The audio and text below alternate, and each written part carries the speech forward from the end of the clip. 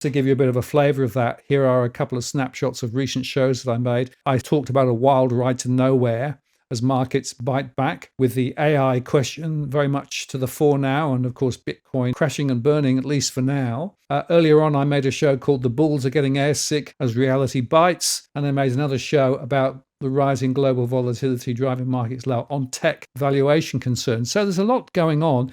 Of course, with regard to Bitcoin, there's now some speculation about whether, in fact, the Bitcoin thing and the falls are somewhat related to JP Morgan taking positions on a company called MicroStrategy, and that has dropped dramatically. And so the question is this big players crunching small players? And in fact, this is the MicroStrategy share price, right? Dropped dramatically because what they were doing as part of their treasury operations were buying Bitcoin on the way up and holding them, and then effectively having to sell them because of the price pressures. We also know, of course, that the Genius Act came in at the beginning of the year in the US, and everybody thought this was about crypto regulation. But in fact, as this particular post shows, there's a lot more to it, particularly about the way that stable coins are now forming a significant structure within the treasury operations of the US. What that basically means is they can create more liquidity without going through the Federal Reserve. And big numbers are involved there. Oh, and of course, just to give you another flavour, the news this week, a third of Australian families are food insecure.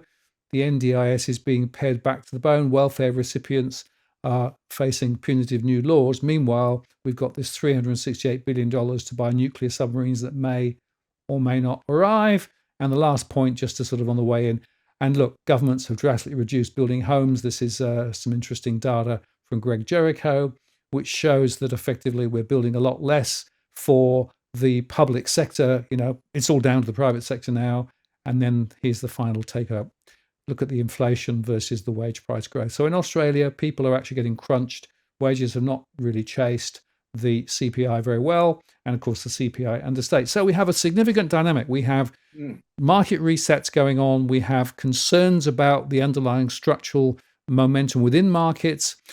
We've got families struggling with putting food on the table and with inflation still bubbling.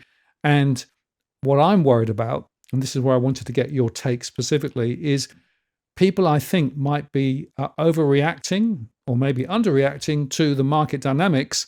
And the big guys are playing one game, but I'm worrying that sometimes the market psychology is forcing other people to make rather poor decisions. You are the best person I know to talk about market psychology.